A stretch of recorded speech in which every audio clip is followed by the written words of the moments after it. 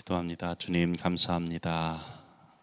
간밤에도 단잠 이루게 하시고 주님 앞에 다시금 나오게 하시니 감사합니다. 주어진 오늘 하루 말씀 가운데 순종하며 살게 하여 주옵소서. 예수님의 이름으로 기도합니다. 아멘. 마가복음 4장 1절에서 20절까지의 말씀입니다. 어떤 밭이 될 것인가 라는 제목의 말씀으로 함께 은혜 나누겠습니다. 복음은 말 그대로 복된 소리, 곧 기쁜 소식이라는 뜻입니다. 묶인 자에게 자유케 하고 상한 마음을 고치고 사로잡힌 자에게 노임을 주는 하나님의 구원의 소식입니다. 그런데 예수님은 놀랍게도 이 기쁜 소식이 모든 사람에게 복음이 되지 않는다고 말씀하십니다.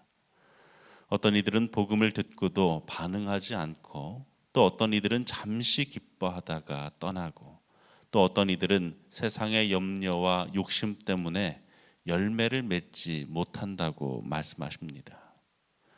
씨 뿌리는 자의 비유는 예수님이 전하신 하나님 나라의 미스터리를 드러냅니다. 예수님은 하나님 나라가 이미 임했지만 그것을 알아보지 못하는 사람들이 많다는 사실을 강조하셨습니다.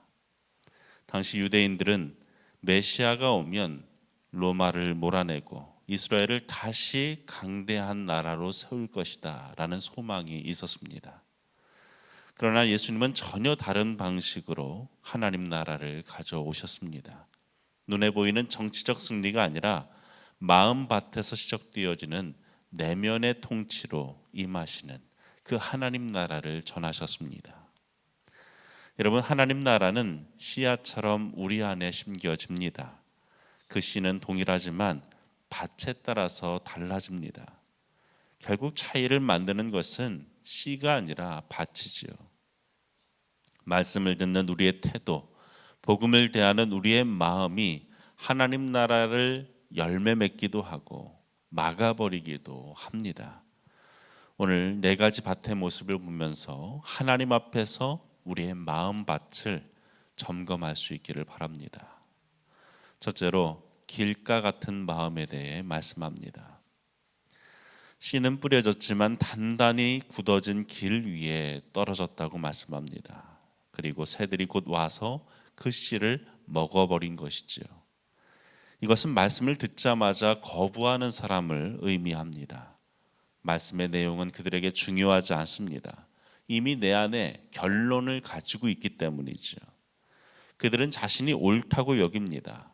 내 경험, 내 지식, 내 판단이 그들에게 진리입니다. 그래서 말씀을 듣지만 마음 깊은 곳에 이미 스스로 말하고 있는 것이죠. 이것은 내게 속한 말이 아니다. 여러분, 이런 사람에게는 아무리 좋은 말씀이 전해져도 뿌리를 내리지 못합니다. 그래서 예수님은 길가와 같은 마음이다 라고 말씀합니다. 이 마음은 교만에서 비롯되어집니다. 스스로 의롭게 여기는 것, 하나님이 아닌 자신이 중심이 되어진 마음입니다. 예수님은 당시 이러한 마음밭을 가진 이들을 바리새인과 서기관들이었다라고 말씀합니다. 그들은 말씀을 누구보다 많이 알고 있었지만 마음은 닫혀 있었던 것이죠. 여러분, 길가는 한두 번 발걸음에 의해서 만들어진 것이 아닙니다. 많은 발걸음이 오가면서 단단히 굳어진 것이죠. 우리의 마음도 그렇습니다. 수많은 자기 변호, 수많은 자기 합리화가 반복되어지면서 마음이 굳어지게 되는 것입니다. 그래서 어느 순간 하나님의 말씀조차도 더 이상 그 안에 들어오지 않습니다. 여러분, 혹 내 마음이 그렇게 단단하게 굳어 있지는 않습니까? 말씀을 들으면서도 이미 다 안다라고 치부하고 귀를 닫아버리지는 않습니까? 하나님은 부드러운 마음에 씨를 심으신다라고 말씀합니다. 에스겔 36장 26절에 새 영을 너희 속에 두고 새 마음을 너희에게 주되 너희 육신에서 굳은 마음을 제거하고 부드러운 마음을 줄 것이며. 여러분, 오늘 우리의 마음이 딱딱해졌다라고 한다면 하나님께서 갈아엎는 은혜의 역사가 있기를 바랍니다. 말씀을 향해 마음을 여는 순간 하나님은 그때 다시 씨를 뿌리십니다. 그리고 우리의 마음밭이 그 말씀을 품을 때 그 말씀은 살아 역사합니다. 둘째로 돌밭 같은 마음에 대해 말씀합니다. 돌밭에는 흙이 조금 덮여 있지요. 씨는 금세 싹을 틔우지만 뿌리를 깊이 내리지 못합니다. 처음에는 감격과 기쁨이 있습니다. 예배를 드리면 감격이 있고 찬양을 부를 때 눈물이 납니다. 그러나 얼마 지나지 않아서 그 열정이 식어버립니다. 왜입니까? 깊이가 없기 때문이죠. 예수님은 이렇게 말씀합니다. 16절에 말씀을 들을 때에 즉시 기쁨으로 받으나 그 속에 뿌리가 없어 잠깐 견디다가 말씀으로 인하여 환난이나 박해가 일어나는 때에는 곧 넘어지는 자요. 잠깐 견디다가 라는 말은 임시로, 일시적으로 라는 뜻입니다. 여러분, 감정적으로 시작되어지는 신앙은 감정이 식을 때 함께 사라집니다. 예수님을 믿으면 모든 문제가 해결되어지고 삶이 안정되어지고 복을 받을 것이라고 기대하지만 오히려 어려움이 닥쳤을 때 결국 그들은 흔들립니다. 신앙이 흔들립니다. 이 돌밭의 문제는 깊이입니다. 말씀을 듣지만 그 말씀이 삶의 근본을 파헤치지 못하는 것이죠. 말씀을 머리로는 알지만 삶의 뿌리로 받아들이지 않습니다. 그래서 시련이 왔을 때에 견디지 못하고 쓰러지는 것이죠.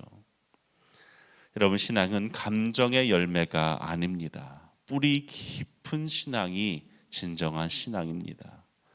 바람이 세게 불어도 뿌리 깊은 나무는 꺾이지 않듯이 예배의 감동보다 더 중요한 것은 우리의 삶 속에 일어나는 예배를 통한 감동이 일어나야 합니다.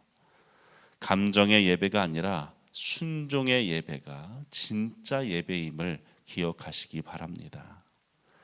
세 번째로 가시떨기 같은 마음에 대해 말씀합니다. 이 밭에는 씨앗이 자라지만 문제는 동시에 가시도 함께 자란다는 것이죠. 오히려 가시가 더 빠르게 자랍니다. 그리고 더 넓게 퍼져서 결국 싹을 짓눌러 버리지요. 예수님은 이렇게 해석하십니다. 19절에 세상의 염려와 재물의 유혹과 기타 욕심이 들어와 말씀을 막아 결실하지 못하게 되는 자다라고 말씀합니다. 이 사람은 말씀 그 자체를 거부하지는 않습니다. 오히려 말씀을 사모하는 것처럼 보입니다. 그러나 문제는 무엇입니까? 하나님만 사모하지 않는다는 것입니다. 세상의 것도 사모하고 재물도 사랑합니다. 그래서 세상의 염려, 재물의 욕심이 함께 자라면서 결국에 말씀이 숨쉬지 못하는 것이죠. 말씀의 자리를 세상이 차지해 버리도록 내맡겨 버립니다. 예수님은 이 마음을 가시떨기라고 하십니다. 가시는 사람의 마음을 찌르고 말씀의 생명력을 막는 것입니다. 세상의 염려는 하나님의 약속을 믿지 못하는 불신에서 나옵니다. 재물의 유혹은 하나님보다 소유를 더 신뢰하는 마음에서 나옵니다. 여러분, 욕심은 하나님의 뜻보다 내 욕망을 앞세우는 태도임을 기억하시기 바랍니다. 마가복음 10장에 보면 부자 청년이 바로 이 가시떨기 밭과 같은 사람이었죠. 그는 율법도 지켰고 예수님께 나와 영생에 관한 질문을 던지기도 했습니다. 그러나 예수님 말씀하십니다. 내게 있는 것을 팔아서 가난한 자에게 주어라. 그 말에 그는 근심하며 돌아갔다라고 말씀합니다. 말씀을 받았지만, 말씀을 들었지만 그 가시가 그 말씀의 숨을 막았습니다. 오늘 우리의 삶에도 이러한 가시가 있습니다. 걱정이라는 가시, 비교라는 가시, 성공이라는 가시. 하나님을 사랑한다라고 말하면서도 실상은 세상의 것들에 매여 있는 그러한 삶의 모습이 우리에게 얼마든지 있다는 것이죠. 하나님 말씀하십니다. 너희는 먼저 그의 나라와 그의 의를 구하라. 그리하면 이 모든 것을 너희에게 더할 것이다. 여러분, 하나님의 말씀은 순전한 밭에서만 자랍니다. 하나님께서 정말 우리에게 원하시는 것은 순도 100%의 마음입니다. 말씀이 중심을 자리 잡을 때 염려가 사라지고 욕심이 사라짐을 기억하시기 바랍니다. 마지막으로 예수님은 좋은 땅에 대해 말씀합니다. 이 땅에는 30배, 60배, 100배의 결실이 이루어진다라고 말씀합니다. 당시 팔레스타인 지역의 이 농업적인 수확률로 볼 때에 도저히 상상할 수 없는 결실입니다. 예수님은 말씀합니다. 하나님 나라의 씨앗이 한 사람의 마음에 떨어질 때에 그 결실은 우리의 생각을 초월한다는 것이죠. 그 당시에 팔레스타인에 대한 비유였지, 지금의 비유로 얘기하면 1000배, 만배, 수만 배의 결실이 일어난다라는 말씀입니다.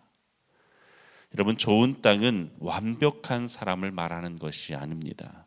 말씀을 듣고 받아들이는 사람입니다. 말씀 앞에 내 생각을 내려놓고 성령께서 말씀 가운데 역사하시도록 내어드리는 사람을 의미합니다. 하나님께서 열어가시는 그 세상을 기대하면서 하나님의 다스림에 복종하며 나의 전부를 내어드리는 사람, 그가 좋은 땅입니다. 결국 하나님 나라는 씨앗이 문제가 아닙니다. 밭이 문제입니다. 오늘 주님이 우리에게 묻고 계십니다. 너는 과연 어떤 밭이냐? 길가냐? 돌밭이냐? 가시떨기냐? 아니면 좋은 땅이냐? 하나님의 말씀은 지금도 뿌려지고 있습니다. 문제는 우리의 마음이 그 씨앗을 품을 준비가 되어 있는가입니다. 여러분, 복음은 여전히 생명을 낳습니다. 다만 그 복음이 내 안에 살아 역사하려면 닫힌 마음을 열고 얕은 신앙을 깊게 하고 세상의 염려를 치워버릴 수 있어야 합니다. 그때 하나님께서 우리 안에 100배의 결실을 맺으실 줄로 믿습니다. 그 은혜에 온전히 합당한 우리의 밭이, 우리의 좋은 땅이 되어지기를 간절히 축원합니다. 기도하겠습니다. 아버지 하나님, 오늘 우리에게 말씀의 씨앗을 주심에 감사합니다. 우리의 마음밭을 갈아엎어 주옵소서. 굳어진 길가 같은 마음을 부드럽게 하시고 얕은 돌밭 같은 신앙에 깊은 뿌리를 내리게 하시며 가시떨기 같은 세상의 염려와 욕심을 제거하게 하여 주옵소서. 오직 주의 말씀만이 우리 안에 자라나도록 인도하여 주옵소서. 우리의 인생이 하나님 나라의 열매로 가득하게 하시고 예수님께서 온전히 다스리시는 좋은 땅 되게 하여 주옵소서. 예수님의 이름으로 기도합니다.